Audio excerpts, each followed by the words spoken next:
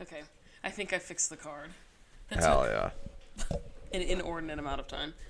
Also, I feel like shit today. Do you? I'm getting like the whatever is being passed around at my office and like the like seasonal allergies. So I feel like shit Allergies today. don't get passed around, by the way. Well, but like someone gets like I don't feel good, and then it's like I don't feel good either, and like the What the hell's song. that? It's the dryer. Oh. The song. If just From On High. for our listeners, if you hear like some oinking, just know that here. yeah, the piggy is here. She is Ow. a foot and a half from the microphone, just She's going wrecking this dog toy. going absolutely sicko mode on Yeah. this rubber pizza flavored thingy. Nothing has ever mattered No. as much as crushing this She little chew toy. chews on things like that like she thinks she's gonna like she's eating it. Like she's there's a getting to the point. center of it. Yeah, and there's a prize on the inside. There's been a lot of research and development to figure out what she can't. yeah, she like She can house not to end up inside her. Sure. not to out Iggy, but there was one of the first nights that she lived here, she chewed up one of Liza's toys that had catnip on the end and smeared green slobber all over this white couch. And we came inside and I was like, Ig, what the fuck? And Rachel was like, no! And she was like, we just got here! And then we being Rachel mainly, because Rachel was like, I'll fix it. Spent a lot of time scrubbing the green slobber out of this specific couch cushion. And you can't even tell. I had no idea. Because, fun fact, I got these couches from Ashley Home, whatever, and they have a lifetime thingy about their stuff. Oh. No, this is like not descriptive at all. But they give you a bottle of cleaner, 2 bottles of cleaner on purchase, and then you can keep going back to Ashley and getting them refilled. That's great. And if you meet a stain that stuff can't get out, they will come and clean it for free. That's Not like a part of sponsor, their but price. could be. Not a sponsor, but Ashley should Furniture. be. I love this couch and that love seat. They are the best. I have very few complaints about them. I love how wide the arms are. Like, I'm into it. Yeah, for sure. Iggy, what's Anyway. happening?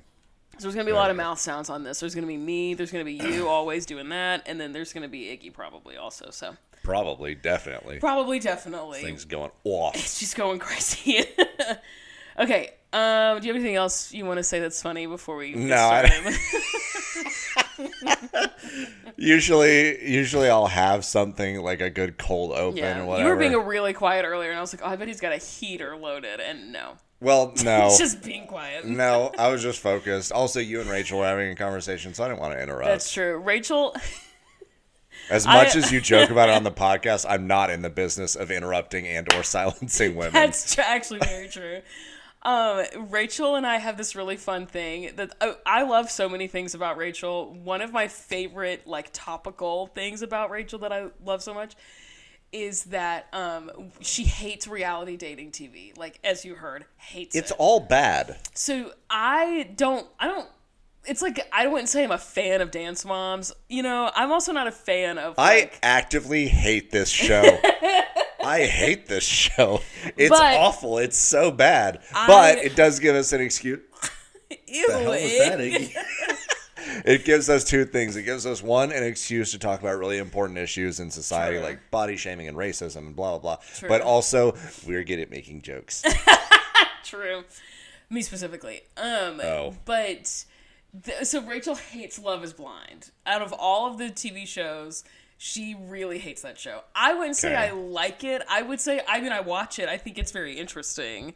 But I wouldn't say I like it So as that's a the one show. where people date, but they can't see each other. Yes, and then then you have to propose to someone in order to be able to see them. That's insane. It's insane.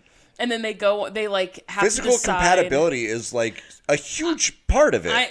I don't disagree. I don't disagree at all. So then they go. So they they have the pods, and then they go on a couples trip with all of the couples, and then they have to live together for 6 weeks or something incredibly short. Wait. And then at the altar, would you get married? Yes or no? And sometimes you think they're gonna say yes, and they say no, or vice versa, or whatever. And so their families show up and Oh stuff. yeah, Dude, Netflix produces a wedding. That's crazy. It's crazy. It's crazy. So Wait, how do they pair them up?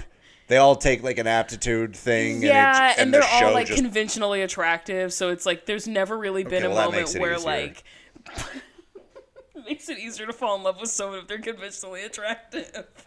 Well, it makes it easier. Standing by that it makes it easier to go on the show. No, yeah, absolutely. They're all the most beautiful person ever. Yeah, so it's like, they don't have any fatties on that show. Like, it's very. Hey, like, I know some gorgeous fatties, actually. That's fair. But I'm saying Netflix. Like Iggy. Netflix doesn't have any fatties on the show. Anyway, what I'm trying to get at is that Rachel and I was just talking about you, Rachel loves to speed run Love is Blind. So I will sit and watch it and absorb the content. And then Rachel, as she's like doing her thing, will stop and be like, do we like this person? And I'll give her like, okay, since the last 45 minutes, this is what happened. And she's like, this is so stupid. And then she'll leave. And then like an hour later, we'll come back and be like, okay, what's going on? And I'm like, here's the update. But she won't sit and watch it. She microdoses Love is Blind. Speed running and microdosing Love is Blind. Yeah. It's awesome. It's like, it's one of my favorite things we do. I'm not going to lie. Learned that if I sit there and try to watch it with her in the full traditional method in which it's supposed to be consumed, she's gonna get not pissed. A fun experience for anyone. Yeah, I start getting so irrational. She gets really cynical and like I want to hit somebody on Netflix, and I'm like, who do I need to talk to? Yeah, as if it would make a difference, but. But anyway, it's really fucking fun. I don't know what the point of that story was, but it's one of my favorite things. That's a little bit how I watch Dance Moms.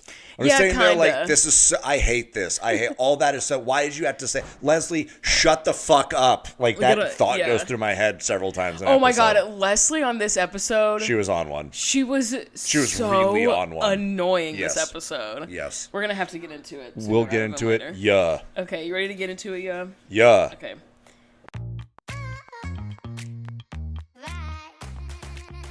Welcome back to the Pyramid, guys, gals, and non-binary pals. My name is Amanda, and I'm your host every single freaking week, except for the weeks I'm not, which included last week because somebody was sick.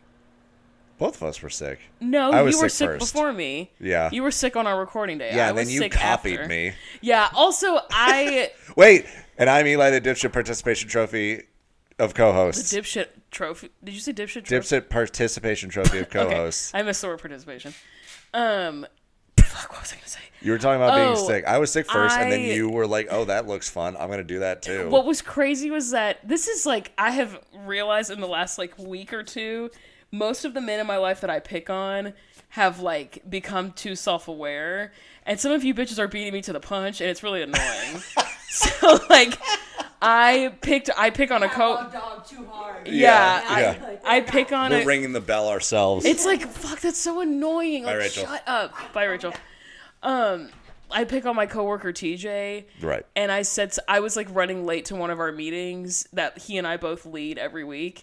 And I was like, I'm going to be like 5 minutes late. You're going to have to get this started without me. And he was like, oh my God, how will I ever survive in this meeting without you? And I was like, annoying? I was like, that's what I was going to say. Yeah, that's Fuck my you, joke. dude. That's so annoying. And then classic man taking credit for something that a woman did. Like, so annoying. And so then when I texted you that I was sick, I hadn't seen you since you had gotten sick. So I texted you and said, you gave your sickness to me. And I was setting you up for the volley of like, or for me, I was setting you up to set me up of like, I haven't even seen you since I got sick. Like, how is that possible? Like, I couldn't have given this to you if I haven't seen you in however many days. And then I was going to dunk on you, but you didn't. You just reacted with the frowny face. Like, you were like legitimately upset that I was sick. And I was like, fuck, that's so annoying. It's so annoying. My having boss a man in your life who's empathetic. It's so annoying. Like, my whole personality is shitting on men. And when the men become self-aware and stop doing shitty things, where's that? I want to get new material. I don't want to fucking effective. Do that. But I'm not trying Your to be work effective. here is done. Funny. Now you get to retire in like a cabin and just make like stews and teas all day. No, I don't. Did I tell you about the bartender I met whose name was Amanda? Did I tell you about this? Maybe. In Memphis. So I went on a work trip to Memphis, met a bartender named Amanda, and I was like, "Oh my God, I'm Amanda too." And she was like, "That's awesome." And then, and this was a work trip. This is on a work trip, and I was at the bar with some of my coworkers. One of them being, you guessed it, a man that I pick on. And because I work with almost all men, and they don't deserve peace when they're around me.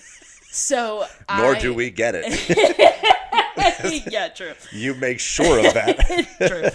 True. And so she's like ringing us up. We're like closing out.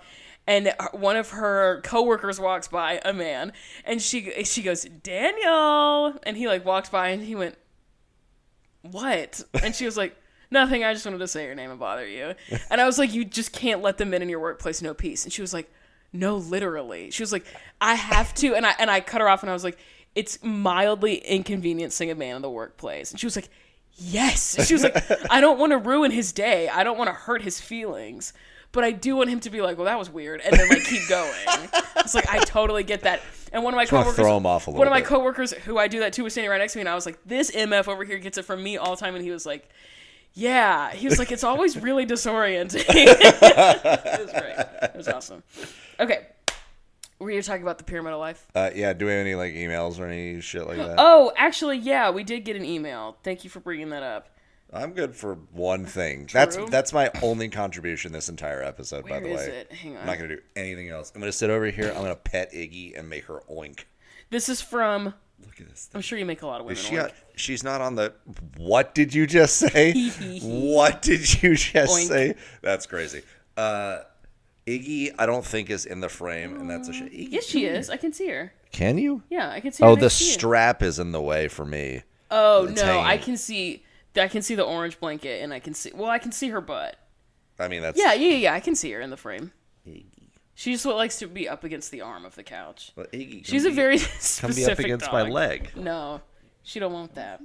Okay, we have the subject line is another long-winded email from a rando, which I love, from our listener Livy, who's written in several times. Nice. Come here. She said, hello, Amanda, and then she said, Eli Honor, and then in parentheses she said, like Eleanor? I don't know, I'm trying here. My grandma's name was Eleanor, actually. There you go. Yeah. She says, I was listening to your season 4 episode 11 episode. Say that again? Season 4 episode 11 episode. That's what she wrote. Great, that's 2 episodes ago. Yeah, and I need to know, Eli, who do you hate more? Melissa or Kathy? You said how you hate Kathy so much, but after watching the Sister Showdown, I'm like, Melissa is so much worse. What are your thoughts? Oh, I don't know. Here's my thought. I think that every single time Kathy is on the screen, I'm mad, but Melissa's evil. And there's a big difference nefarious. there. Who do I actually hate more? Melissa, because I think she's a genuinely bad person. But Kathy does this thing, but the thing is, sometimes Melissa will just like exist, and I'm unbothered by her doing whatever she's doing. Every single time I hear Kathy talk, she's just so corny and dumb, and I become more annoyed by her. I think Melissa is actively problematic. I know that doesn't fully answer your question. No, I think it does. I think Kathy is more of like a Disney supervillain. She's just an She's idiot. Like Captain Hook. She's like corny. Captain Hook. Sure. She's like corny and dumb, whereas Melissa is like a bad person. Yeah, it's different. Yes. So I hate Melissa more. I am more annoyed by Kathy. That's fair.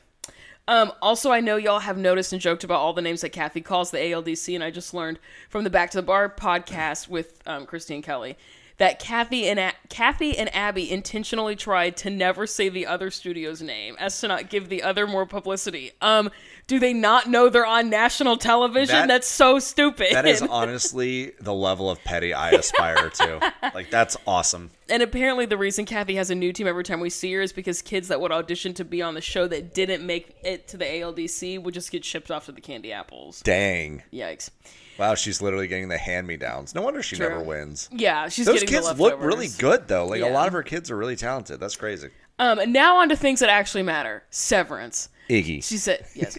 She says, I don't want to say anything that could be a spoiler in case you aren't up to date, because you said that you're traveling a lot, so I know that can really interfere with TV time. Livy, trust and believe it does not interfere with Severance. I make time for that show. Like, whatever I'm doing, I will stop and watch Severance. But I have a low-key brag. Episode 4 was shot literally 10 minutes away from my house. They filmed in they said this on their podcast, and I forgot how you say it. Minnewaska, I think is how you say it, which is which is my local hiking spot. It was so cool. Isn't that a drug? That's ayahuasca.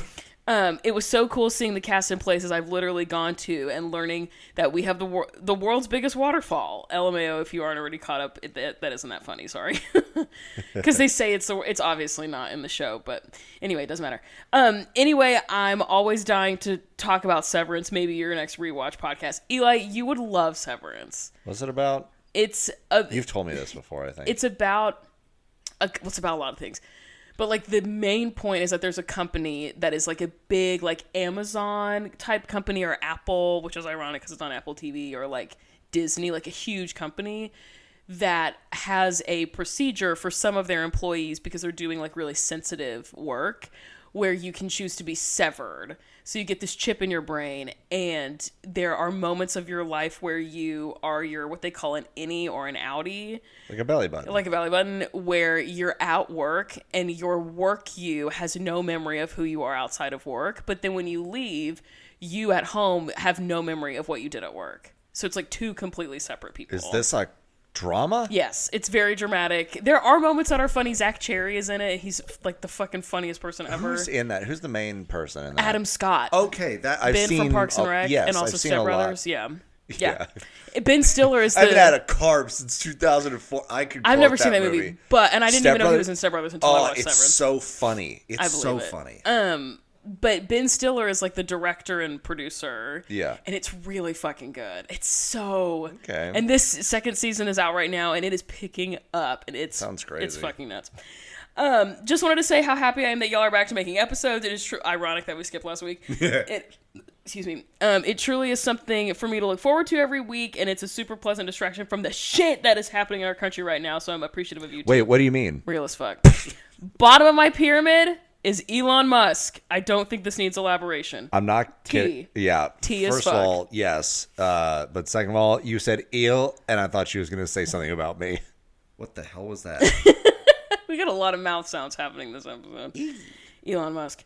Yeah. Middle of my pyramid is the show The Traitors. It's amazing, and I love it, but I'm finally caught up, and I hate weekly waiting for new episodes. It's definitely a better show to binge, but here we are. Top of my pyramid is puzzles. I love a puzzle. Oh my God. I got a puzzle subscription from my brother for Christmas, and I've been drowning in puzzles, and it's been amazing. Also, puzzle subscription, that sounds fucking awesome. Song of the week is 2 days into... What? 2 days into college by Amy Carey. A banger. Look it up if you don't know it. Okay, sorry this was long. Love you guys. Keep slaying best. Livy, angel emoji. Livy, love you bad, girl. Thank you for the email. Okay. Are you ready to talk about stuff? You want to talk about the bottom of your pyramid first? I would love nothing more.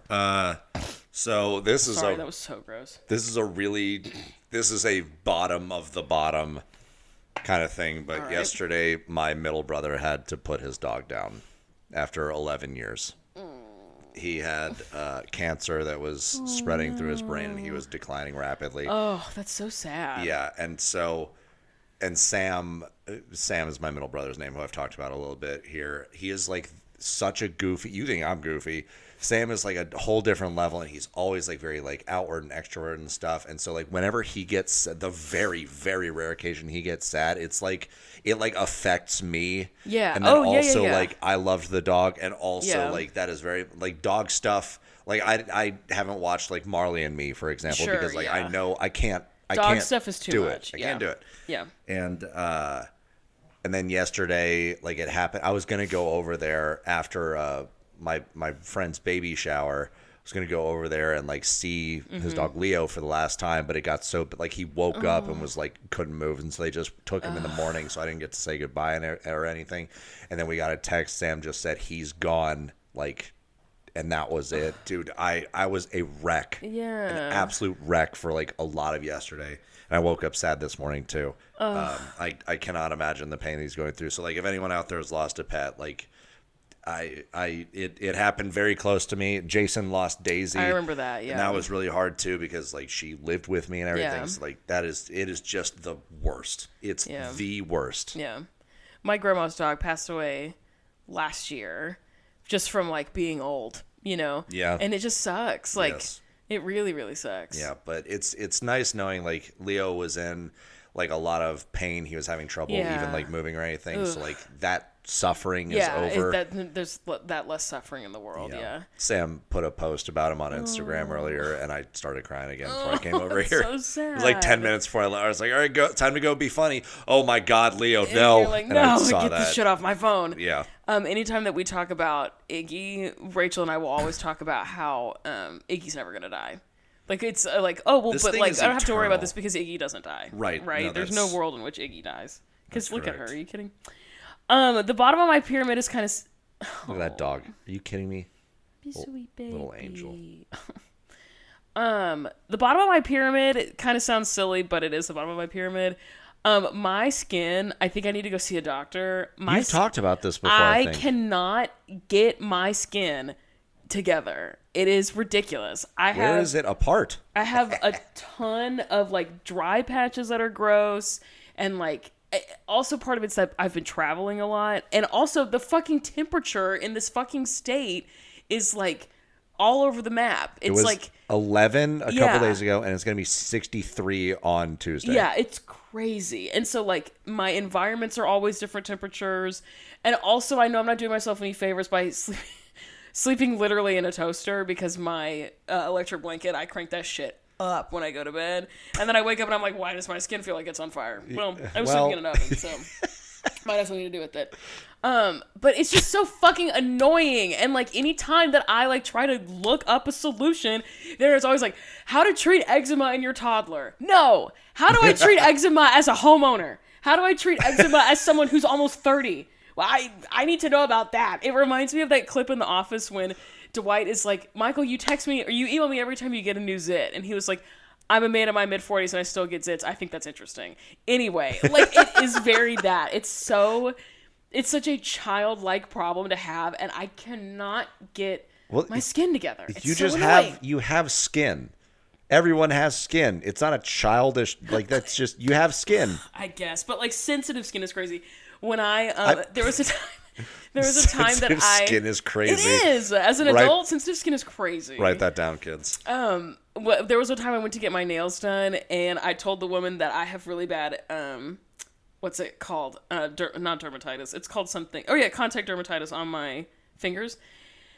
And I mentioned it to her, and she was like, oh, okay, like, no problem. Like, good to know. You know, we won't, like, soak your fingers in acetone to get your nails off and whatever. I thought you said suck your fingers, and I was like, I hope they don't do that. No, that would be crazy. Yes, like, there's actually a solution for this. Oh. And they just, like, start sucking on my hands.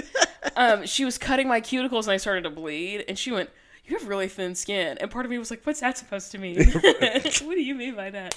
Nail on the head. Anyway, it's just so, nail on the hand. It's just so annoying, and I hate it. The end. That was a good joke. Every day, thank you. Every day, that implies the existence of a bad joke, but whatever. Every day I run the risk of getting a staph infection, and that's annoying to me. The end. What's the middle of your pyramid?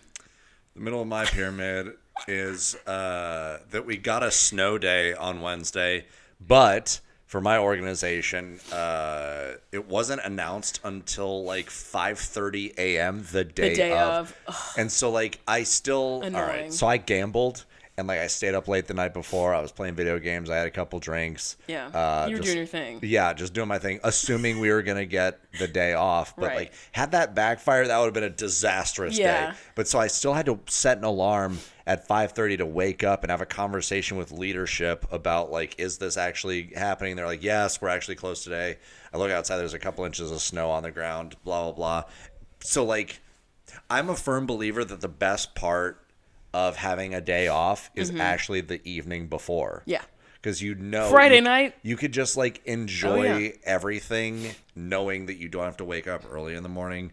And so like I still got to enjoy it mostly, but there's still like, what if it doesn't snow? And what if we do have to go into work?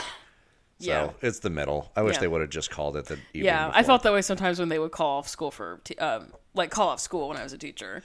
It's like, just fucking call it off. And the most important part, like if I'm an employee, I just see, okay, I don't have to go into work today or whatever. We have volunteer groups scheduled all day that have been playing this like months in advance. People have childcare that they need to think about. Exactly. Yeah. And now we're waiting until 5:30 the day of. They're going to come volunteer in a couple of hours, and they're just now hearing that we're closed. Like, come on. Yeah, that sucks. Yeah.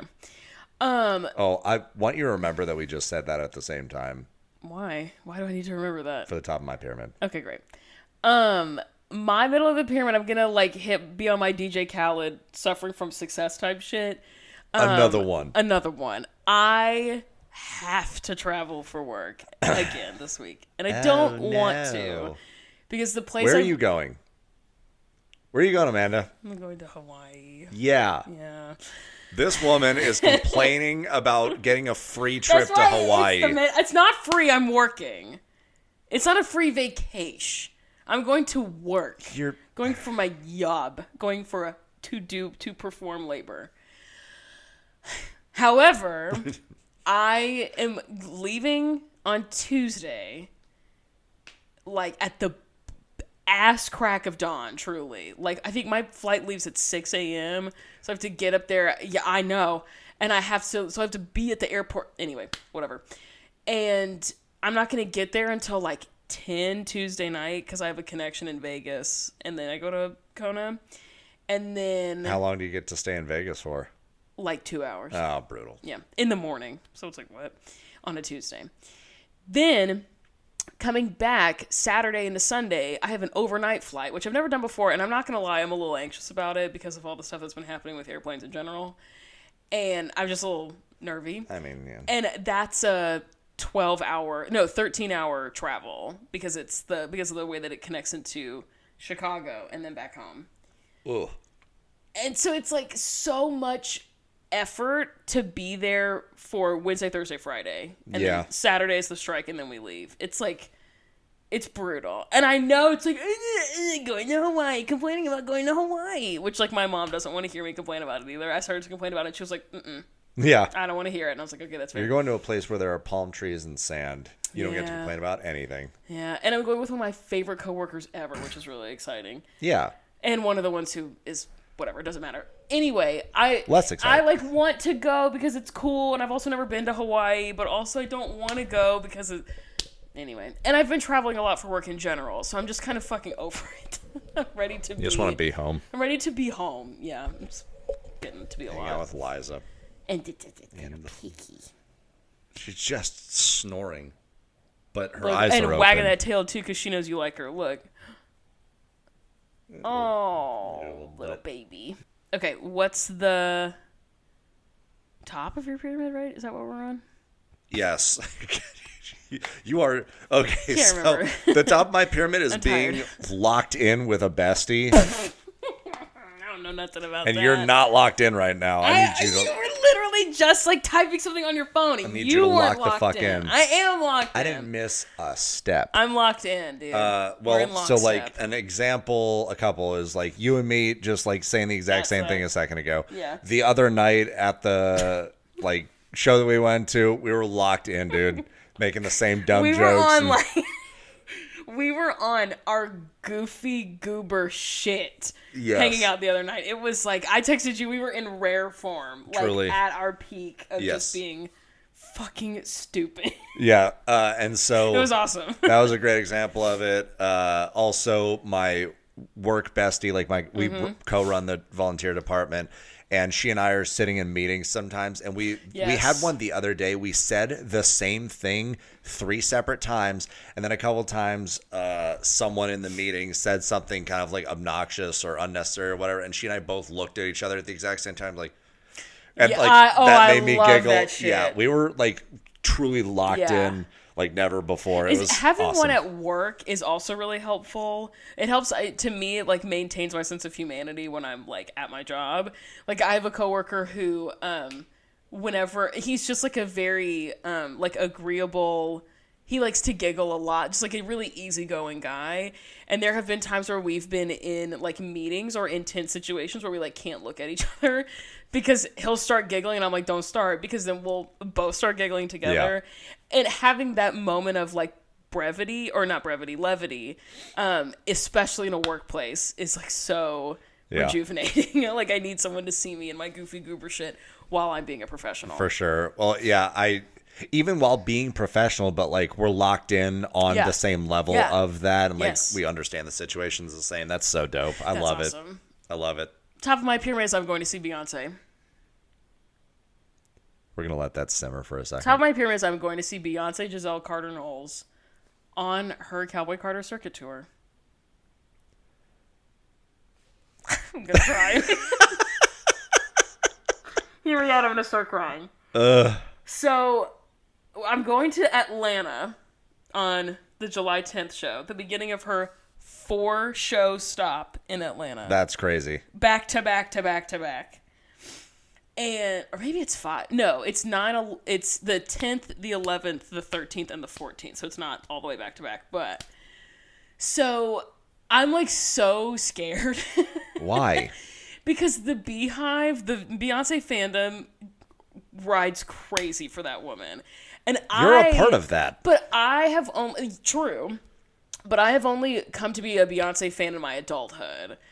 There are people there who like grew up loving her, you know what I mean? Yes. And like, I don't know, I'm just a little nervous to be in a room with people and run the risk of not fitting in, you know, is what it really comes down to. But I'm excited to go with concert. I'm going with my friends. Like, we're going to have a good time. It's going to be Beyonce. It is going to be fun. I have to figure out what I'm going to wear. I have an outfit design in mind that I'm excited about, but it's also going to be hot as balls in Atlanta in July. Yeah. So I have to, like, oh my God, serve without, like, sweating my dick off. You know what I mean? So, like, I have to figure out how that's going to... No, because I'm going to get sunburned. Anyway, I have to think about the science of during the daytime? I have to think about the science of serving puss at a Beyonce concert, which is not a science I'm super familiar with. So, if you have any tips, I have some tips. Actually, write in. But I'm so excited about seeing Beyonce. That's gonna be awesome. I love Beyonce, and I love the friend that I'm going to see her with. Oh my God, it's gonna be so fucking fun. We're going to an Olive Garden at some point to plan because we have to get an Airbnb, and it's like a whole thing. I'm so excited to see Beyonce. Oh my God, and she's gonna do all the songs that I love, and like. I'm just really excited. I was listening to Cowboy Carter the other day, and I'm going to start crying. Oh my God, I'm going to start crying. Okay, it doesn't matter. Crying is fine. So there's a song that Beyonce sings on that album that's called Two Most Wanted, and it's her and Miley Cyrus. And it's cool. Like a slower song about like I'll be your shotgun rider till the day I die. Like loving a person, like whoever it is. And it could be whoever. It's not even really all the way like a romantic song. It's also just like, it's like a Birds of a Feather Billie Eilish song where it's like, it could be about whoever you want it to be about. And I'm just excited about it. Like, I was listening to that song in the car the other day, started crying because I was like, I'm going to see her perform this live probably. Started crying. So, I need go to see Beyonce. I need people to hear this dog. Hang on. Let me turn you up a little bit.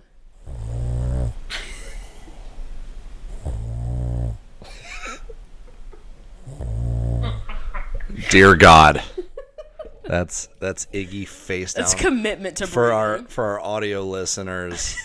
That is Iggy face down in a blanket, struggling to breathe, just partially suffocating. Yeah, that's just the vibe. She's living her best life, though. Okay, any other goofy stuff you want to talk about before we talk about this episode? Nah, dog.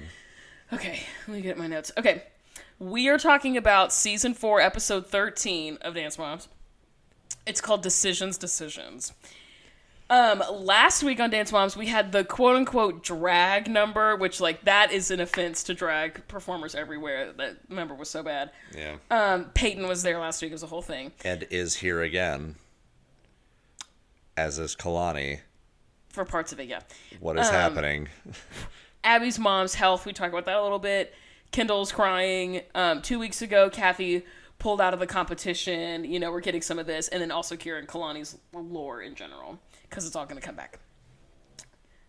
Thank you, Iggy. Okay, this week we're starting in the mirror room with Abby screaming. It was right out of the gate, like, let's go! Well, like, she tends to yell, but this one she was, like, particularly worked up. Yeah, it was kind of nuts. The girls are in the mirror room, and also Peyton and also Kalani are here, like you mentioned. Well, Kalani being back was what kind of threw me, because she wasn't here last time. I felt like there was no place on the team particularly for Kira, her mom. Yeah. Kalani was, like, down for it. Yeah. But Kira's the one who was being a pain in the ass. Kalani throwing her mom under the bus, being like, she wants me to enter a solo even though you told me not to. I'm not going to. I'm not going to do it, because I'm not a narc. Abby says she's really excited to introduce this like new permanent replacement for the Highland family. Keep in mind, the Highland family was consistent of a mom and 2 daughters. Right. 2. So I said, oh, Kalani is replacing both of them, ? Why not also Peyton? You know what I mean? There were 2 that were gone. So wouldn't you get 2 to replace? Why is it that Kalani's replacing both of them? I was like, oh, this makes sense. That there are 2 girls replacing 2 girls, and then Abby made that very clear that's not the case. Fine. And Leslie is pissed, obviously. And this is probably the first, or definitely the first, and probably the only time this episode I agree with Leslie, like, being pissed. Yes, that's crazy. I'm like, okay, this is actually kind of crazy. Yes. Christine, her talking head, says that Kalani being back, like, makes her nervous for Chloe. You know, which, again, fair. Christy's nervous about Kalani being there because Chloe is just barely getting by. Every week she just is like white knuckling onto second place. So she's like, great, now there's another girl who Abby loves who's gonna like steal either first or second place, and that just makes her nervous for Chloe. Here's the thing though, is that even if Chloe drops from second favorite to third, like there's a difference between being a damn good dancer like Chloe is and being like a glue girl like Kendall is, for example, or Nia. You just need like additional bodies. Mean? Like you need additional bodies. They can't all be superstars. Oh, a filler queen? That's yes. what they're called on Drag Race. I said this a while ago that like Nia and Kendall, I think also, because Kendall is not at all at the level of Maddie, Chloe, and Kalani. That's very clear.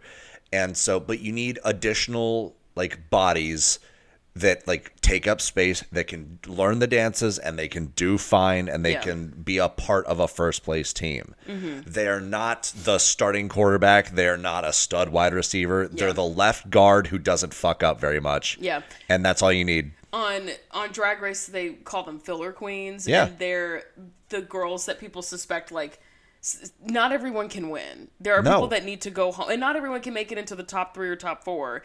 There are people, and not everyone is going to be like, you know, you have like the villain, like the messy person. Yep. You have like the one who's usually like pretty funny and like good in interviews, and then you have like the top 3. Sure. That's like 5 girls, and they have like 17. Right. So you have all those other girls have to be filler people. Yeah, you can't possibly have everyone. And so anyway, my point is that Chloe is not at all, at no point is she a filler girl. Yeah. I understand that Christy would be nervous about someone else good coming in, but I think that it's still good. Like Abby will still give Chloe solos because she's damn good. Like Abby fucking knows that. As much as she likes to shit on like that family, she acknowledges fully that Chloe is a really good dancer. She just hates her mom, but Chloe herself is a really good dancer. Yeah.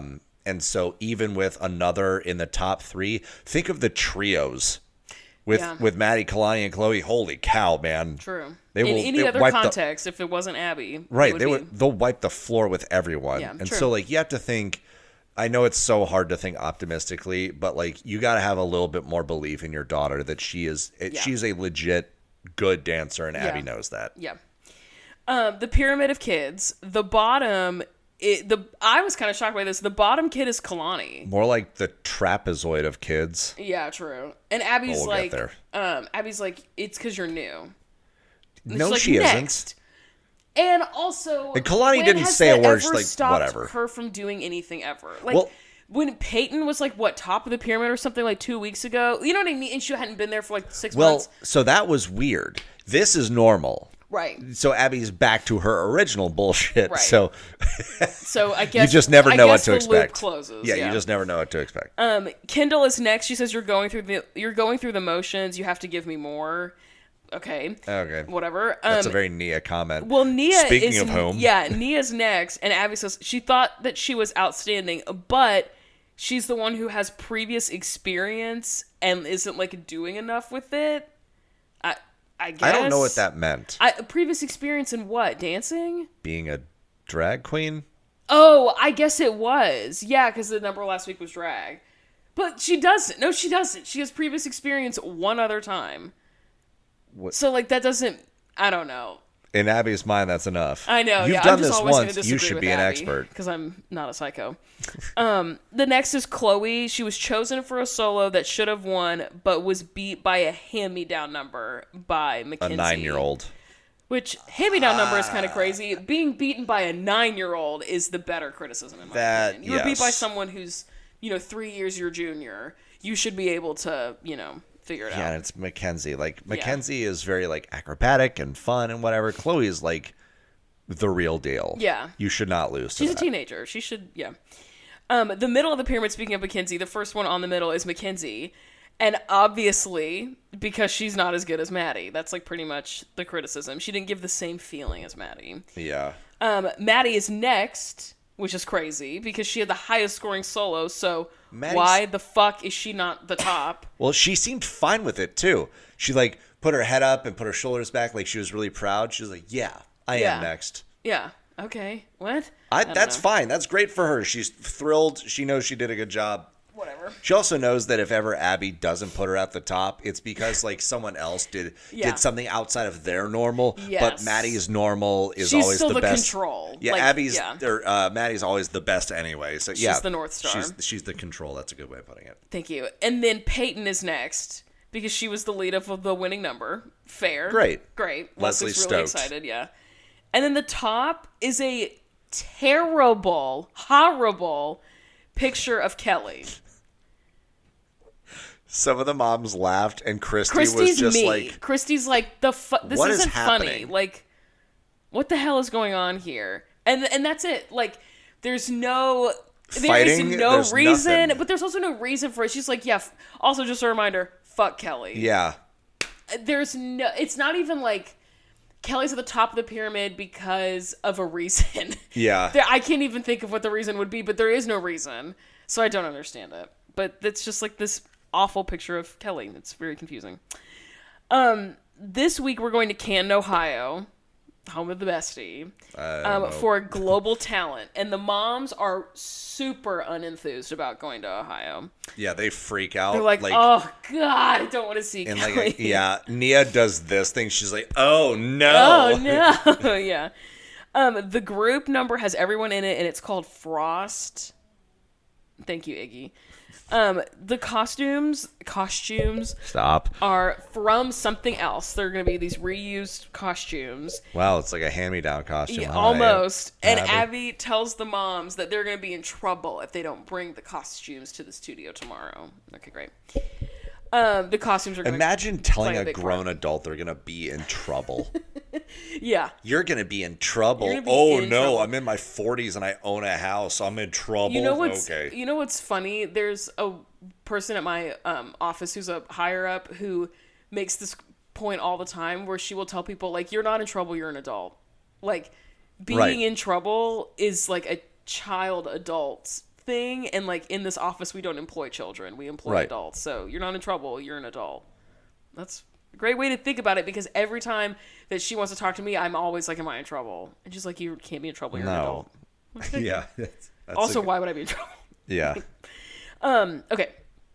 Abby's talking about how great they are. What? Abby? In her talking head. I was like, she wouldn't say that to their faces. In her talking head, Abby's like, my team is killing it. My team is the best. Love them so much. And Leslie... It would be so helpful if she, every once in a while, just said that to the children. Yeah. That would really... Why do you got to give out compliments in private? That would totally... and that's the crazy thing, is that makes when you're hard on them actually effective, because they know that they can get compliments. Right. If you're just mad all the time, they don't see the gravity of anger when it happens all the time. Right. They need to see the full range. You need to be capable of showing the full range of emotions, so they take it seriously when it happens. You're just shrieking constantly. They're like, whatever, just another day. Yeah. True. She's not actually mad. This is just always it. She needs to give them a goal. They need to aspire to positive feedback, but there's none of that ever. So it's just I don't even know how to be better, because I don't even know what my goal is, because nothing I do makes you happy. Yeah. Really upsetting. Leslie says there are two people who don't have that costume that was used from something else. It's what are they supposed to do? And Abby asks Christy to talk to Kelly and get Brooke and Paige's costumes. And Kelly immediately said, oh, yeah, thank you. Christy immediately says, talk to her attorney. Yeah, I'm not doing that. Talk to her attorney. And Abby's like, no, I think you need to. And she's like, no, I think I'm not. I'm not getting involved. Go call her attorney. Yeah, good. Very good for Christy. Like, just shut it down. Call her attorney. Lawyer up. I don't care. Kalani's getting a solo this week. Peyton's getting a solo this week. Slay. Which, sorry, I know. I was about to say, crazy. This is like distractingly loud. She is going crazy over here. Piggy the Piggy is going ham. True. I also thought it was interesting that Abby gave like the two newer girls the solos. Like, Leslie, again, you don't have a fucking leg to stand on with your anger. You're Leslie. Getting a solo. Yeah, Leslie. That's the gold standard of Abby believes in your child. Yeah, that's true. The thing to aspire to is getting a solo and being sort of on the pyramid sometimes when it's based in reality, but also Kelly. I don't even care about the pyramid. Give me a solo. Yeah, getting a solo. That's the thing that matters is the dancing part. But also, to be fair, there are times where Abby gives out a solo and is like, I'm doing this to see if you have what it takes, and it's not always complimentary. But she didn't say that. She knows Peyton's good. That's true. She knows that. The moms migrate upstairs as the group rehearsal starts. Good Lord. And Abby says that in her talking head that Frost is a beautiful number, but there's something eerie underneath. Okay, no one cares. I personally, the dancing part of this whole show. Fuck it. No one gives a shit. Abby, I think, is getting way too full of herself. It's getting kind of annoying. We're drunk with power. Yes, we're moving from confidence in being sure of yourself into feeling like you're untouchable. Yeah, feeling like you're gonna 11 wins in a row. Not to make this American Vandal podcast, but to feel like you're Mr. Untouchable, DeMarcus Tillman from season 2 of American Vandal. I have to rewatch that show as soon as you leave. I love that show. Anyway, Abby is saying to the girls that not everyone is doing the number because they don't have enough costumes, even though she just said everyone's in it. Yeah, now she's like, now we don't have enough costumes because Christy won't go fight Kelly and blah blah blah. It wouldn't be a fight with Kelly, I don't think. Well, but Abby wants it to be. You know what I mean? Go get those costumes from that bitch. She's like, no. Why would there be a fight? Like, hey, Kelly, you have costumes of mine. Can we have those back, please? And Kelly would, I'm sure, just be like, yeah, that's fine. Kelly would be like, come in, you want some wine, girl? Oh my God, that'd be so fun. Even if Abby asked, like, hey, can you send those back with Christy or something? Send me your FedEx account, ship them over to you. Yeah, Kelly would be like, yeah, I can do that. That's fine. She wouldn't be thrilled to hear from Abby, but she'd be like, yeah, I have some of your stuff. That's fine. Yeah.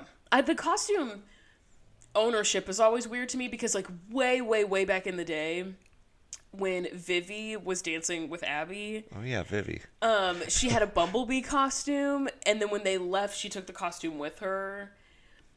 And Abby was like, that's my costume. You're stealing my stuff. But then sometimes the costumes are owned by the moms. Huh. So I would be interested to know definitively if the Frost costume, was owned by Abby or if that was something that the moms bought.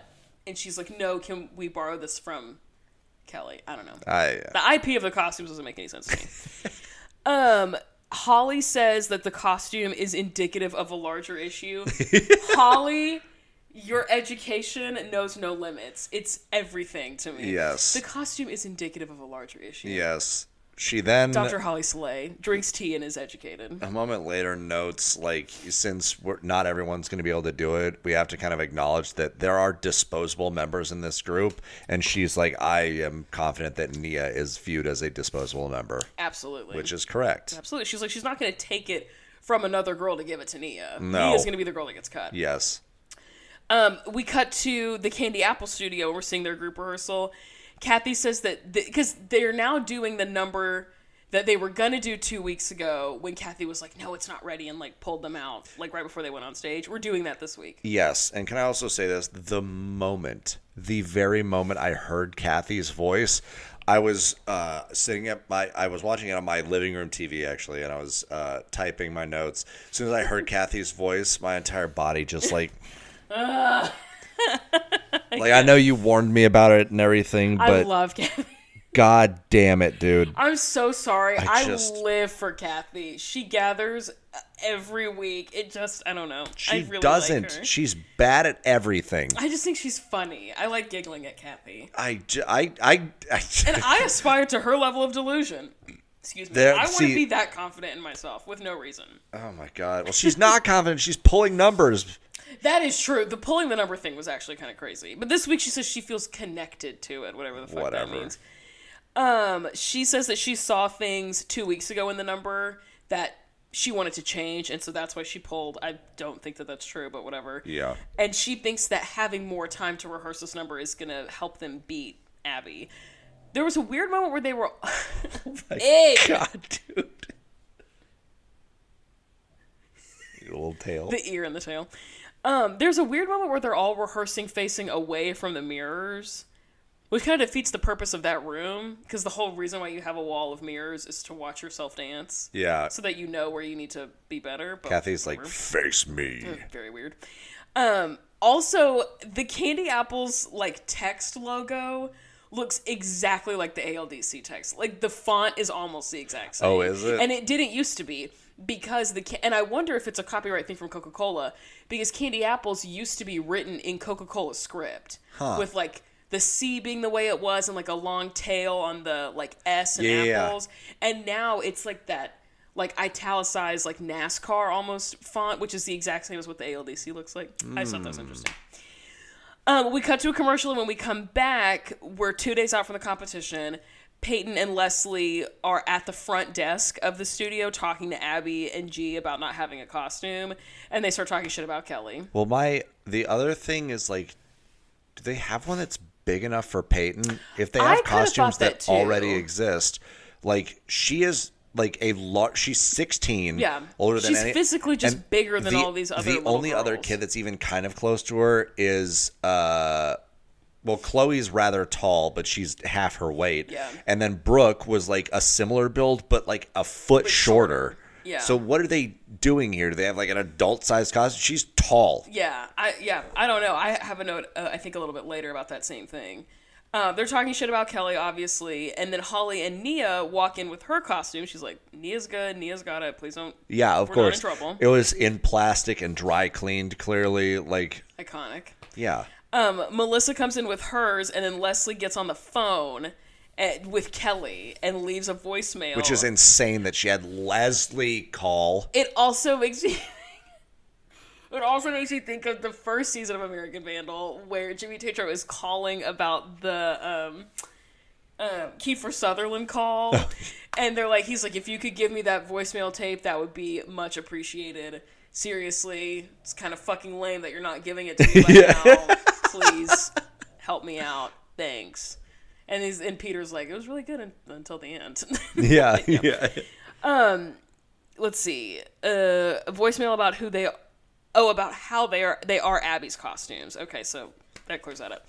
And then they're talking about Peyton. All the people that like Kelly would want to hear from. She's going to send the attack dog. Yeah, Leslie is like the second to last other than Abby. Yeah. But actually, I think Leslie's probably worse.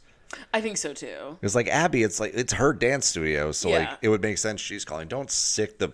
Yeah, she's like a pit bull. She's like, you want it? Fight for it. And Leslie's like, on it. Kelly, give me that fucking costume. Oh, it's already ringing. I got you. Yeah, this is my 80th voicemail. Abby says that the costumes play a huge role. The Donald Trump huge.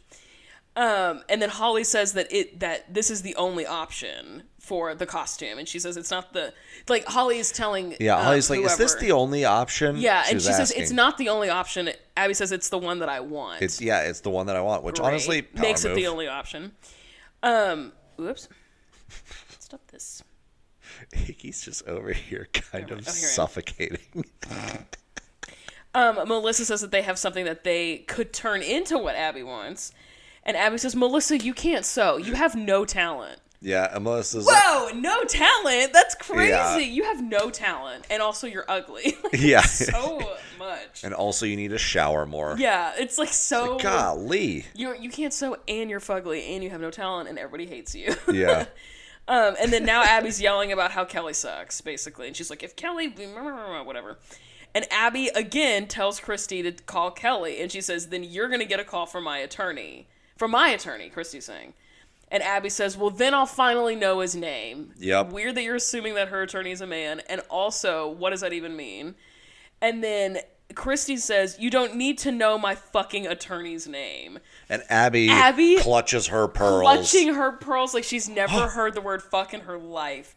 And then Christy, gives her one of these, and they, blur out her mouth and gives her a couple of swear words. She clearly just goes, fuck, fuck, fuck, fuck, fuck. Yes, it's awesome. Hell yeah. And Abby's, yelling that about how it might be what Christy... This might be what you and your husband do at your house, but it's not what you do here. And Christy's like, you have no idea what goes on in our house because we don't let trash through the door. Read her. Damn. Drag her, slay her. Also, we've been over this before, but I feel the need to reiterate that, Abby acts as though swearing is, the be-all, end-all, the most horrific, offensive thing. You bully children and their parents in front of one another on a literal daily basis, Abby. That is so much worse than hearing the word fuck. Stop. Yeah. You cause severe psychological trauma. There is someone... It's way worse than hearing the word ass. There's someone... pretty close to me at my job that I've talked to you about before off mic, who is like that too. Yeah. Who will clutch their pearls at swearing, but is just an awful human being. So it's your priorities are just so out of whack. So skewed, yeah. So all the moms go into the mirror room after that, relatively hostile exchange. And then we're in Ohio again. Kathy's talking shit about the voices of the ALDC moms. Which, Kathy, your voice is more obnoxious than any of theirs. What are you doing? Yeah. I don't really know if this is the insult to be dishing out. And also, a lot of the Candy Apples moms are just yeah, okay. Yeah. They're why are we talking about them? Yeah. We're trying to win. Yeah. We're trying to do our thing. In the talking head, she says that Kathy says she's tired of being second place. So she feels determined to win this week. Yeah, great. Heard that for 4 years straight now. True. And then Kathy gives some actual feedback to her students with no screaming. Yes. And then she tells them good job and that they should clap for themselves. It's very refreshing. Yes, that was nice. I will note that as they're leaving this scene, I'm sorry. She says the LDC kids don't have great choreography. They do have great lines. And so, that's the feedback she's giving. Then as they zoom out, golly, Iggy, as they zoom out from the dance studio, Candy Apple's sign out front at the bottom says Stark County's only #1 dance studio. How would there be multiple #1 dance studios, Kathy? Only #1. That's what I'm talking about. She's just dumb. Yeah. She's just so relentlessly dumb. Yeah. And she's like Dr. Doofenshmirtz from Phineas and Ferb. I didn't never watch that. Oh, you didn't? I'm aware of Phineas and Ferb. A supervillain who thinks he's the smartest person ever and is actually just really fucking stupid. Yeah, very easy to defeat because he's so dumb. Yeah, Kathy, also, we've seen very easy to defeat. Yeah, also true. We're back in Pennsylvania now, and we're seeing the group rehearsal. Abby's yelling at the girls, and she tells them that they can blame Christy for her foul mood because she screamed the F word 17 times. It's one of those things, dude. Stop. Keep that at the door. Why are you... Why are you talking to the kids about something one of the moms said to you outside of rehearsal? Yeah. If you want them to be their best, let them focus on rehearsal. Don't gripe to them about their parent. It's so crazy. It's just so crazy. Hang on. Speaking of crazy, I'm about to grab Iggy, and I think I'm going to save her life real quick.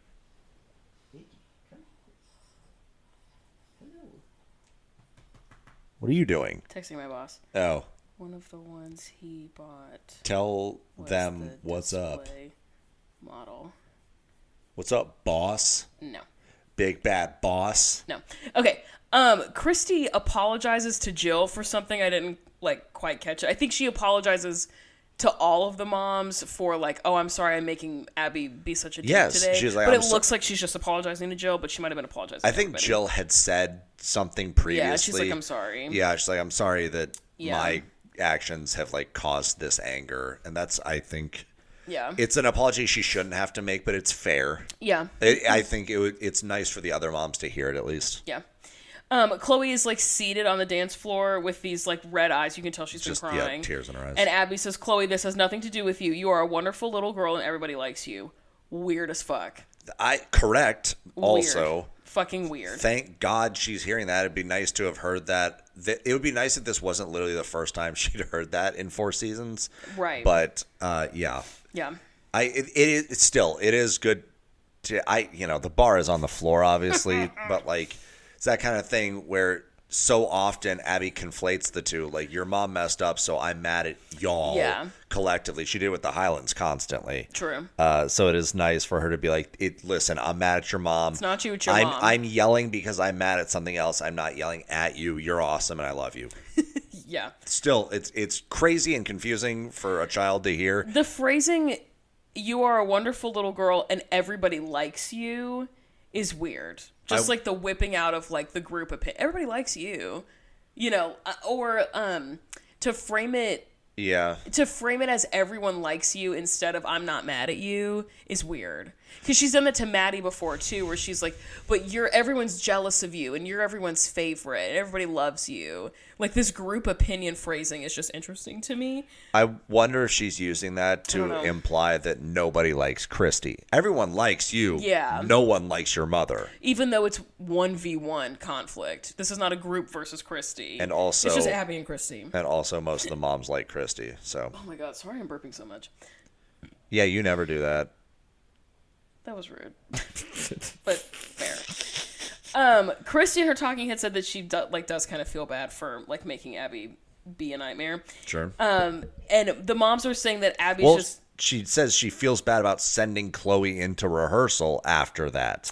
Oh, I missed that. I thought she was saying that she felt bad that she made that situation. No. Did she felt bad about Chloe? Well, yeah, because Chloe was tearing up and everything. Right. And she's like, I created conflict and then just sent my daughter right into it. The moms are saying that Abby isn't handling things the right way. Shocker. Yeah, what? But then Kira does this thing that a lot of the newer moms do. When we had another Christy back in the day, Asia's mom, she also used to say this, where she was like, but y'all know how she is. Like, you knew she was going to pop off like this. Like, why are y'all acting so shocked? And Leslie's like, you're still in your honeymoon phase with Abby. And Kira's like, I think that Leslie will literally fight anyone. True. Correct. She would fight God if given the chance. And Abby's like screaming at the girls about how the next mom who says the F word is out. Sure. Sure, Jan. Also, why do the children need to hear and know that? Yeah, like, the next time one of your moms who's not in this room right now does something stupid, I'm going to kill them. It's like, say that to the moms. They're not fucking in here right now. Yeah, do you want Chloe to go upstairs and be like, hey, Mom, Miss Abby wanted me to tell you, if you say fuck again, we're going to be kicked out of the dance studio. Yeah, stupid. Cut to a commercial. This is after... Oh, yeah, Abby's like, don't scream the F word anymore, I'm going to kill you. Whatever. Cut to a commercial, we come back. The moms are in the lobby, and Abby tells Kalani that she's competing against Nick from the Candy Apples in acrobatic stuff. She's like, Nikki. Is it Nikki? Well, not at this point. But it is now. Becomes Nikki. I couldn't remember. I know that there's a student There's another child who now goes is by Lennon. Nick became Nikki. Whoops. Yes. Okay, thank you for calling me Lennon out on that. is, I could not remember. Was, birth name was Zach. That's right, yes. Yeah, but is now Lennon. Dead name is Zach. Yeah. Okay, is competing against Nikki in the acrobatic stuff. Like, this is who your competition is. And then Holly in her talking head mentions the tension between Christy and Abby, and they dub in an old voiceover clip of Holly talking head clip of Abby. Oh my God. An old talking head clip of Holly saying, when Abby isn't happy, no one is happy. Yes. But this is from, like, season 2. Yeah, that's a while ago. That was a long time ago. And they're like, how about this? And it's almost like they put it in there like we wouldn't notice that Holly doesn't look like that anymore. She has, like, shoulder-length hair. She looks, 2 years younger. You know what I mean? It's so... The backdrop is different. Whatever. Yeah. Now that there are only 3 costumes... that we've been able to manifest, Abby threatens to turn this number into a trio. She's like, well, only 3 of you can pony up her costume, so I guess only 3 of them are going to dance. Which isn't true, because, like, they counted 4 that came in. Melissa says, where's the 3 coming from? Yeah, we have 4. There are 4, and then Holly in the Lido deck calls Abby a coward. Refers to her as a coward. Holly's fucking awesome. That is one of the best things you can call someone, a coward or a fool. Yes. Those hit so hard. They hit harder than like any swear word or slur you can call someone. A coward and a fool. A fool. Oh, yeah, true. Amazing. the moms are suspecting that Abby just wants to reduce the size of the numbers so that she doesn't go up against Kathy because she's scared. I don't think that's true. I don't think that's it either. I don't think Abby is self-aware enough to recognize when she's potentially going to be bested. Yeah. She would just go in balls to the walls and then blame someone else if she lost. Yeah, and we also haven't heard any indication that Abby feels uncomfortable with the actual number itself. Right. She thinks it's going to be great. Like, all her... Like, we haven't seen a lot of group rehearsals, so maybe... There was something mentioned, but like she hasn't indicated at all, like, oh, I don't know about this one. I don't know if we're going to be ready, when often she has in the past. Right. We're seeing Peyton solo rehearsal. She's doing like a femme fatale number, which I fucking hate. Leslie... What's wrong with femme fatale? I just think it's the same shit all the time with her. With her and Chloe, to me, it seems like Abby can't choreograph a number for them that's not like villainous.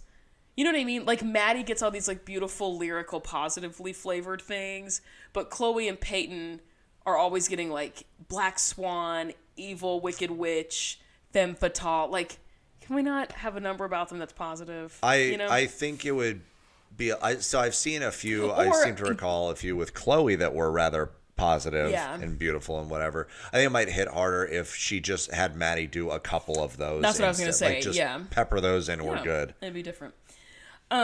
Leslie's upstairs and she's saying that Abby doesn't acknowledge Peyton's talent, which is crazy because, like you said earlier, Peyton has a solo. So, like, what do you mean? Yeah, this was kind of what I was talking about. Is like she's complaining about Peyton maybe not getting into the group.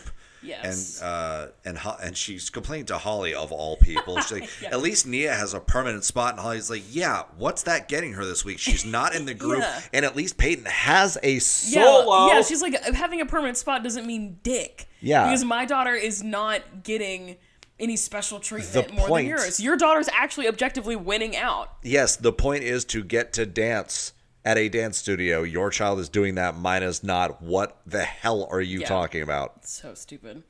And she's like, I just don't really want to hear her pity party. Like, yes. I'm just not the target audience for that.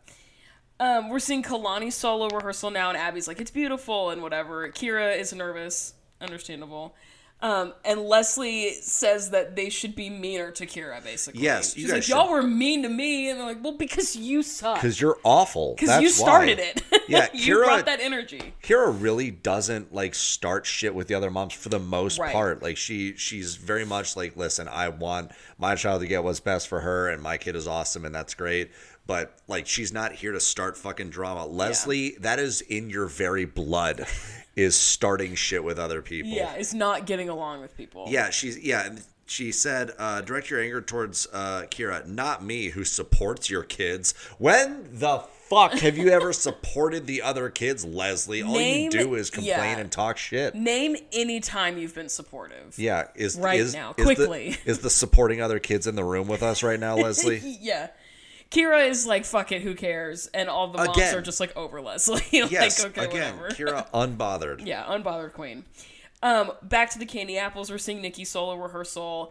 And we find out that last week, Nikki's dad died. And Kathy says that she wants to help them get over this loss.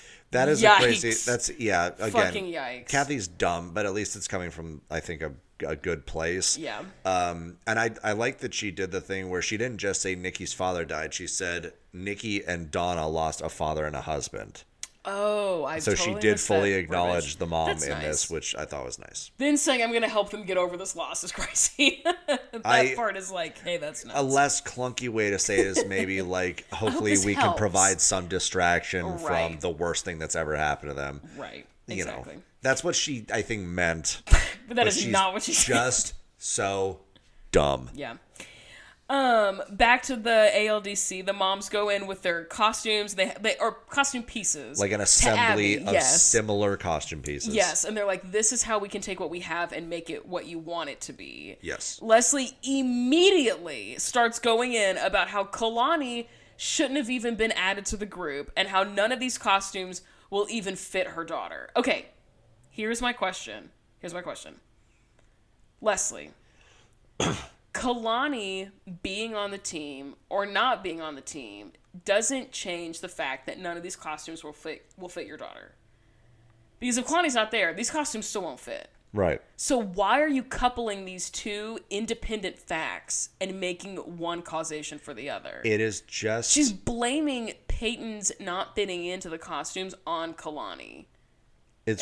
What? It's just one of those things where, like, you see this all the time when people, like, argue or are mad about something, and they start just grasping at everything else that they can lump into this. Like, and another thing. Like, there's not another thing. Focus. Yeah. Stay mad about the thing that you're mad about, and let's focus on that. Because if you solve that, you don't have to worry about Kalani or whatever she's doing or isn't doing. We get a costume that Peyton fits into. Great. Problem solved. We're done. Yeah.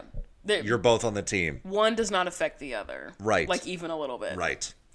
And Kira then is like, well, Leslie, you're just a visitor. Kalani's a permanent member. That was no, she says, well, Kalani's a permanent member of the team. You're just a guest.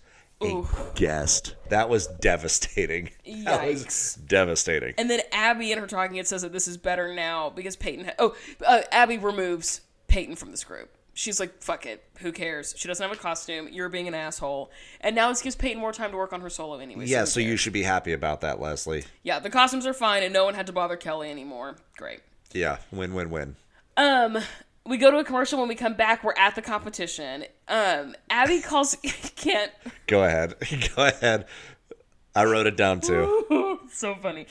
Abby calls Canton, Ohio the birthplace of the bitch. You know what's funny is my mom was born not far from there. Well, so stand by it. Yeah. We're in the green room and Holly's like, Holly says she's feeling good because Holly gets to go. What does that mean? I think you probably meant Nia gets to go. Probably. She's like glad that Nia gets to dance. That makes sense. Yeah. I don't know Also, why I typed it like that. Sometimes your brain's just moving a mile a minute, and you're watching the show until someone said Holly. A mile a minute's way too fast. I, My brain's moving way slower when I'm watching Dance Moms. Yeah, me too. It's turning on the orb of confusion for those of you who watch SpongeBob. That's actually what I call my brain. It's just the orb of confusion. Why is it? You've probably explained this to me before, but why is it called the Green Room? Theater Masterclass. Thank you, Iggy. Yeah, crack your knuckles. What you got? Okay. There are a handful of conflicting testimonies about why it's called the Green Room. Already, this sounds familiar. Keep going. The most prominent theory is that in ancient Greece, when theater was becoming an art form that was repeated and practiced over generations, they would perform in coliseums or like these marble, or not marble, but like stone structures where there's no grass.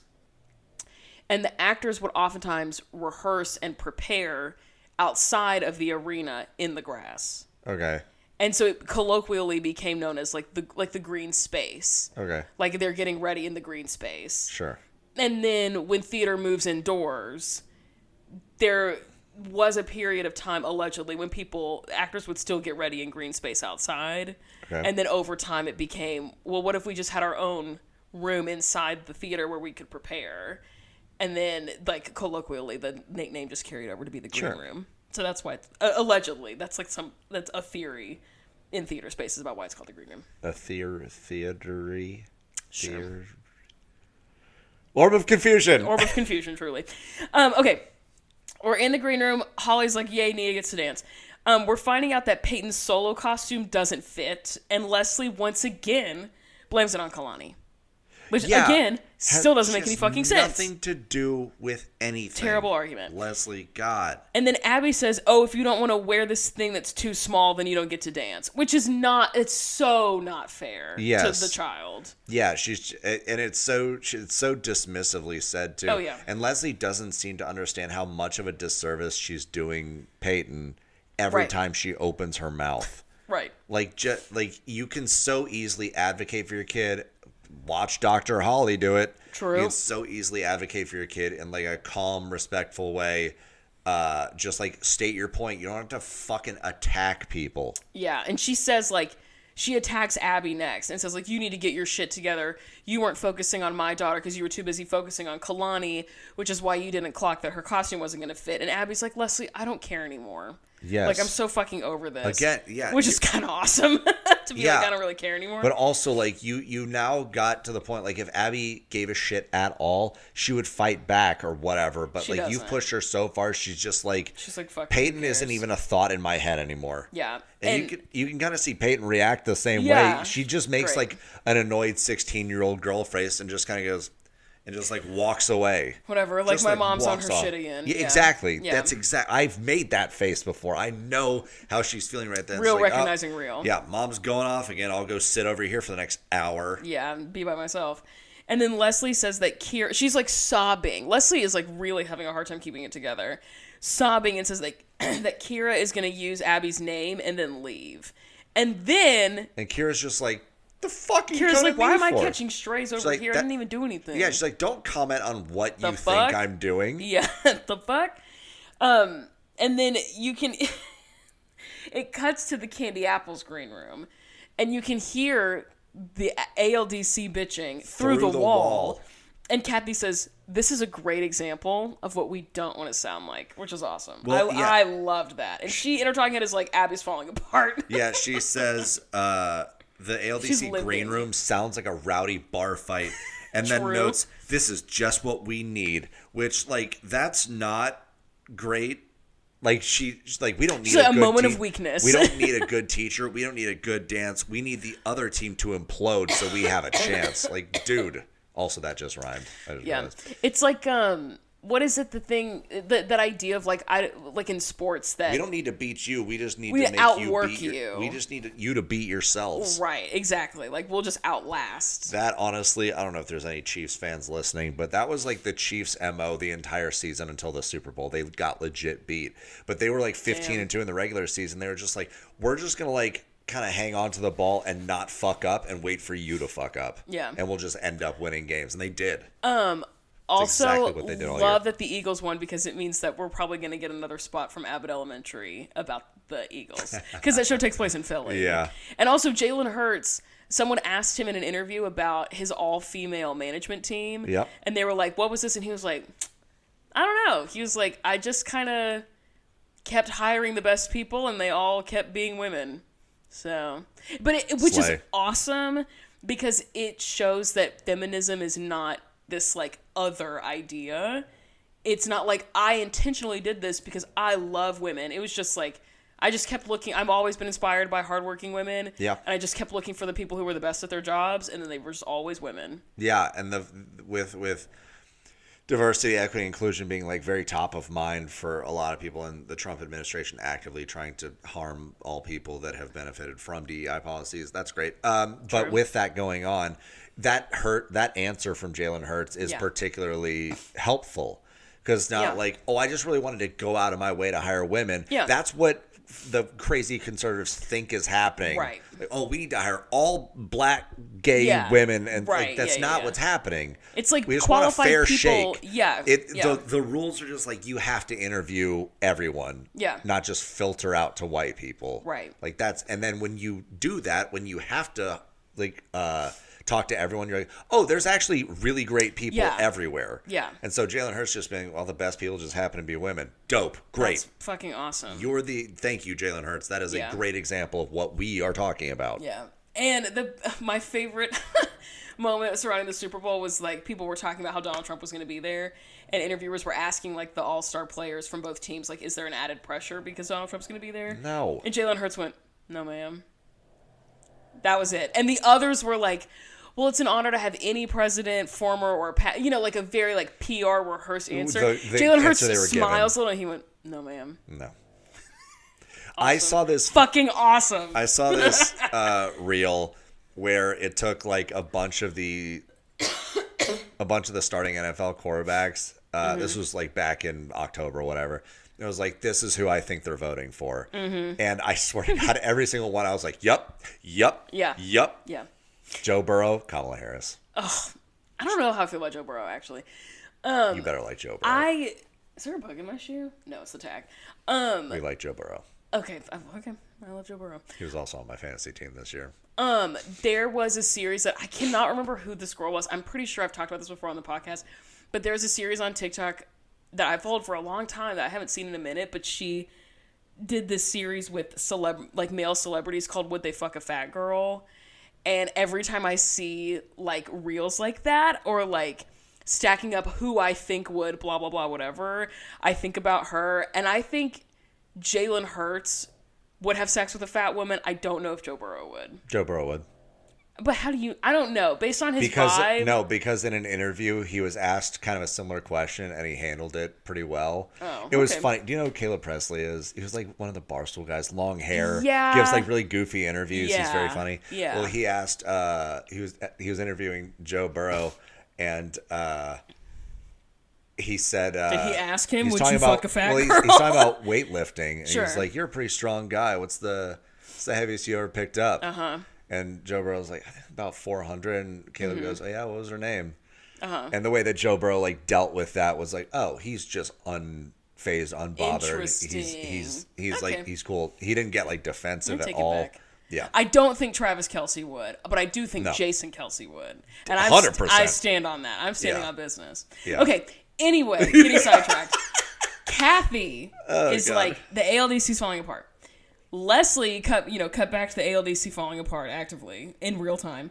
Leslie is complaining and is like, "Oh, well, you're just fucking perfect" to Abby. She says, "Fuck." And Abby you're goes, fucking "What perfect, did you just say?" Holly Holly grimaces like, in the background, and Abby's like, "That's it. What did you just say?" And that's it. Melissa's like, "All right, that's a wrap." In the talking head, and Abby kicks out Peyton and Leslie this week. Goodbye. Yeah.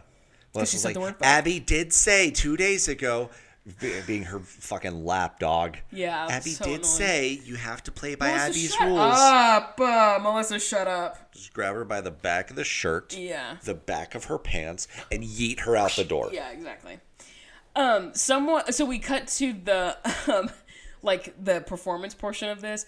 Someone in the audience is holding up like a poster board sign that just says Abby equals loudmouth. Which is just, like, not a burn at all, but made me giggle. Yeah. Correct. But... Kathy goes up to one of the judges and gives him a Candy Apples jacket. And he takes it. That is some Abby shit right there. Yes. That is 100% some Abby shit. And then Christy's like, why didn't you bring him the jean jacket that has rhinestones on it? Yeah. Pretty funny. Out loud from the audience. And a couple of people in the stand or in the audience behind them laugh. And Christy's like, you have to kind of give it to her because she has no shame. Right. She's again standing on business. Okay, Nikki goes first, does great. Kalani goes next, does great. Commercial. I mean, it's like pretty. I didn't like that Nikki was shirtless. The costume. We've talked about the this. costume situation is always so unfortunate. Kathy has made 3 of her boys shirtless in their solos. It's really annoying to me personally. Well, boys at the time, I guess. Yeah. Well. Because Jalen and Nikki no longer identifies. That's what I mean. Well, yeah, but I think, like, with trans people, like, Nikki has always been a girl, but was assigned male at birth. So for her students who are assigned male at birth... That's what I mean. The shirtless thing is gross, objectively. Yes, it is very annoying. That's what I mean. And, I mean, the same could also be said for Abby being like, no, I think Peyton should go out in a costume that's too small. No. You should... Any student you have should feel comfortable on stage, and there's no way that being topless is comfortable for any of your students, period. That's stupid. Whatever. And there's no reason. We're back in the Candy Apples green room, and the kids are talking about all the signs that they saw. Okay. There's some drama that goes down, and I had to rewatch this like 3 times to make sure I got it all. Oh, I got it. Kids are talking about the signs that they saw. Lucas says to Gavin that he is fucking stupid. Yeah, he says you're so fucking stupid. Yeah. And like, then... kind of under his breath. Gavin starts crying. Right. And Lucas is like, I didn't say that. Yeah, one of the moms sitting, I think it's Gavin's mom, is sitting right next to him, says, and she's like, whoa. What did you just say? And he's like, nothing. And she says, did you just say he's so effing stupid? And one of the little girls sitting across is like, I saw him say it. Yeah, she said, I can see you over here. I saw you say it. And then the little shit just keeps fucking lying. And Lucas's mom is like, well, the kids need to handle it themselves. No, they don't. No, they don't. Not when they're that little and being that mean. Yeah, you're the adult. An adult. Terrible And there advice. are several witnesses. It's literally on film that he said it. We saw him. We heard him. There's proof. And then, I hope that kid got grounded for a fucking month after that. So that episode came out and his mom you did say it. Gavin and his sister got ice cream on the way home. I do too. You know. Lucas and Gavin's moms are yelling at each other, and then they leave. And then Kathy's like, I'm going to fix this. And she doesn't. And she doesn't. The Candy Apples group then performs, and I think they do, like, really well. And Christy says things just aren't aligning for the ALDC this week. And she's nervous that this is the end of their winning streak. And blah, blah. Christy says that. Abby's in the green room. She's giving some sort of gross pep talk about, like, don't fuck it up or I'm going to kill you. And then we go to a commercial. But I had another note from Nikki's solo. You hear Kathy say, like, as Nikki's walking off the stage, Kathy says, I love that his underwear was sticking out. It was like a Marky Mark kind of look. I was like, that. Kathy, what the fuck is wrong with you? What? What do you mean, Kathy? That's so gross. Yeah. That was nasty. Yeah, did not like that. When we come back from a commercial, the ALDC, like, they go out on stage for their group number. They have, like, a really weird start. And the moms are like, oh, it's because they couldn't hear the music at the beginning? The music is very quiet. Everyone's going nuts at the beginning. And then they just, like, start the music before the audience is, like, quiet. Done, yeah. And so, like, you can see, like, Nia was behind for several counts. Maddie even looked, like, very confused. She was just like... Yeah. Oh, and we're kind of going. It was very rocky. But they keep going and they do fine. They locked in after like a few seconds. They're like totally speaking fine. Of locking in, Iggy attack. Aw, yeah. Hell Sometimes when Rachel leaves, she just stands and stares at the door until Rachel comes back. She didn't this time. She sat right here and stared at the door. Yeah, and also stared at the door. Once they get off the stage, the girls start, like, freaking out about how they couldn't hear the music at the beginning. Yeah. And Abby goes up to Frank the judge and tells them that they couldn't hear the music at the beginning. And she's like, feel like they've been set up this whole day. And, like, you know, they couldn't hear their music. They were set up. And Judge Frank is like, oh, don't say that. And then Abby calls out Judge Frank for taking the jacket. Yeah, she's like, that's crazy. You shouldn't do that. We're all paying customers And he's like, here. do you want them to start over and go again? And she says no, which I agree with. Call him out on his bad behavior. Be like, you guys are being gross. But, like, I'm over it. We don't want to do it again. I'm just letting you know, with me nothing to benefit from this interaction, you guys are being ununprofessional and awful. Yes, that's crazy on several different levels. What I did like about the kids being backstage, though, is that... wait, where do I have this note? Yeah, so... they're talking about it. Maddie's like, I missed a turn, blah, blah. And Kalani is an absolute champ, and she's like reassuring the other girls, and she's like, we have to act like it was fine. So it was fine. And she does this little thing. She's like, we have to act like it was great. So it was great. And like does that, which honestly slay. Incredible. Which is correct. Like, you gotta act like you crushed it. It doesn't matter after it's all said and done. There's no reason to like really be thinking about it. Yeah, don't dwell on it. It happened. Whatever. We go to the awards. There's some like really weirdly foreboding music in the background. Nikki gets third, and Kalani gets first. Peyton obviously didn't. Who the hell was that other kid that got second? I know, I thought for Nikki real. was like a good dancer. Would have been Peyton probably. Yeah. The Candy Apples get second, which I'm not gonna lie, kind of shocked because I thought they did really well. I thought they did better than the ALDC, and they get first. Abby being worried after the Candy Apples performance and then the really rocky start to the LDC, I was also shocked. Speaking of Drag Race, I think it was Rigor Morris. That's what Alyssa Edwards says in one of her seasons. She says, if y'all send me home tonight, it was Rigor Morris. That's funny. And then one of the girls says, who's Morris? And she says, like a dead body. And she goes, that's Rigor Mortis. Rigor Mortis, girl. You fool. Yeah, the LDC gets first. Kathy looks fucking pissed. And then Abby in her talking head says, you got beat on your own turf even after bribing the judges. Like, that is embarrassing as hell. That is pretty embarrassing. Kathy is no longer a villain.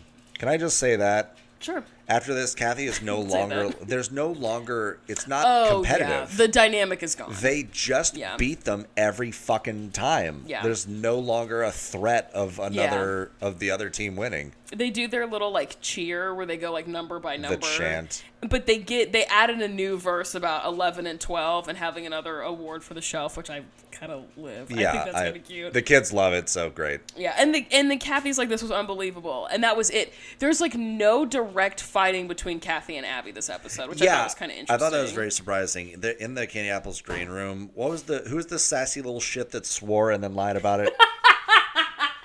What was that little fucker's name? Lucas. Yeah, Lucas. Lucas, I hope you're watching. That was shitty. I know you were like 8 when that happened, but I haven't forgotten about it, and I hope you haven't either. Sassy little shit. He says something to the effect of like, "We got second, but we were better than them." So shut up. No, you weren't. Lucas, shut up. Turns out, Lucas, no, you weren't. Shut up. And you're so fucking stupid. How about that? How about that, Lucas? Shitting on a 6-year-old. I think he was 8. Shitting on an 8-year-old then. Yeah. And then that's it. That's the app. Yeah. That was like it was one of the more, I mean, we often say that there are a lot of abrupt endings. This is probably the most abrupt. Yeah, I was kind of shocked that there wasn't any direct fighting between Abby and Kathy. And I even had a note in here that when the dances started, there was still 14 minutes left in the episode, and I was like, there's going to be some shit that goes down in the hallway. As always, nope. There was shit that went down. It just wasn't between Kathy and Abby. It was like the Gavin stuff, the Peyton and Leslie stuff. But I thought it was going to be between Kathy and Abby. Yeah, I thought that was an easy one. That's what I'm saying. Like, I think Kathy's just defeated. Yeah, I don't think she cares anymore. She's, like, fulfilling her contractual obligation for a number of episodes and then clocking out. She's like, this is actually kind of annoying. Yeah. And they're also friends in real life, Kathy and Abby. So I bet after a while, pretending to be mean to someone you feel indifferent to mildly positive about gets annoying. Of like, we have to keep staging these fights. That's a good point, too. With this person that I actually don't hate. Yeah. And it's just getting kind of annoying. Agreed. And tiring. My heat wash on my arm. Anyway. That's it for this episode. What's your song of the week, bruh? It is called I Don't Want to Set the World on Fire. Ooh, that's a cool name. By the Ink Spots. It is a very old song. I don't even know when this came out, actually. It doesn't say on Spotify. Wait, show all. How do we do this? Nope, still doesn't have a year. I already added it. I'll play it for you afterwards. So, if anyone out there is a fan of the Fallout video game series, I have been replaying Fallout 3. It is set in Washington, D.C., which is delightful. And this is one of the songs on the soundtrack. 1999. There's no way. Oh, no, wait, that's the remaster. Recently. There's no way. The remaster. This shit is like 70 plus years ago, I think. Yeah. Anyway, yeah, it's a great song, and it was used in like the preview because Fallout is like a post-apocalyptic, like nukes go off all over the country, and so it's like post-apocalyptic, and so like the song being called "I Don't Want to Set the World on Fire" as it's like zooming over this like barren wasteland that got hit by nuclear explosions and stuff. It's very like cool, and also the song's just like fun. I'm gonna match that. It's energy. Nice. It's about love. I love that. I'm going to match that freak. My song of the week is Reach Out and I'll Be There by the Four Tops. That is the song from, like, the, peak of Motown records that is the song in the background of the trailer for season 2 of Severance, which is, like, if you haven't watched the second season, but you've watched the first, please go watch the trailer, at least for season 2. It's, like, one of the best done trailers I've ever seen in my life.